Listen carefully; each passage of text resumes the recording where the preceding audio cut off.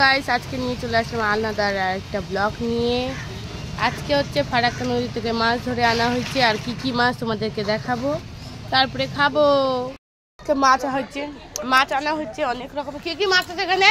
এখানে বাচ্চা মাছ আছে, ইলিশ মাছ আছে, তারপরে হচ্ছে তোমার এটাকে কি বলে ভোলা মাছ আছে, তারপরে হচ্ছে আইড় মাছ আছে, আর এই বড় মাছটাকে যে কি বলে এটা বলতে পারলাম না, যেটা দিদি সোমা কাটতেছে।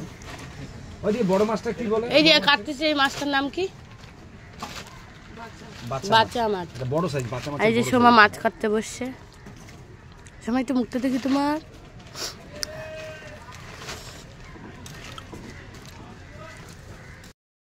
বাসা শুরু হয়ে গেছে আমাদের রশনিদি আর আমাদের মিস সুমি পল। খেসারি শাক, কি শাক? খেসারি শাক। এই যে শাক বাছা হচ্ছে, সোমার প্রায় মাছ কাটা হয়ে গেছে। আর এই যে সোমার প্রায় মাছ কাটা শেষ, আর অল্পটুকু আছে, আর এইদিকে লঙ্কা ছোলা হচ্ছে।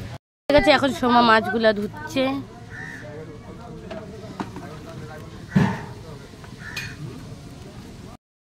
বল বল। ইলিশ মাছ, ইলিশ। তোমরা ইলিশ চেনো? চেনো না হয়তো না, আমি কত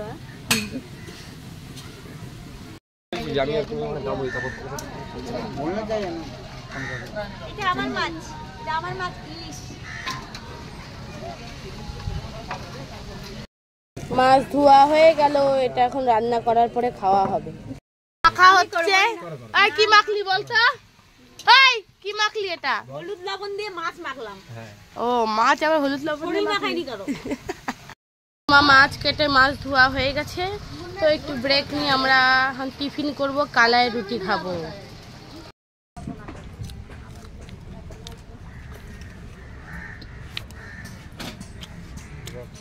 মুখ বন্ধ করে নিচ্ছে, কামালটা বসে খাচ্ছে স্টেজে সিঁড়িতে। ঝাল এখানে আমি খাচ্ছি বসে বসে কালাইয়ের রুটি, বেগুন ভর্তা, ধনিয়া পাতার চাটনি, কাসন্ত দিয়ে। এই সেই আমাদের মাছের তরকারি।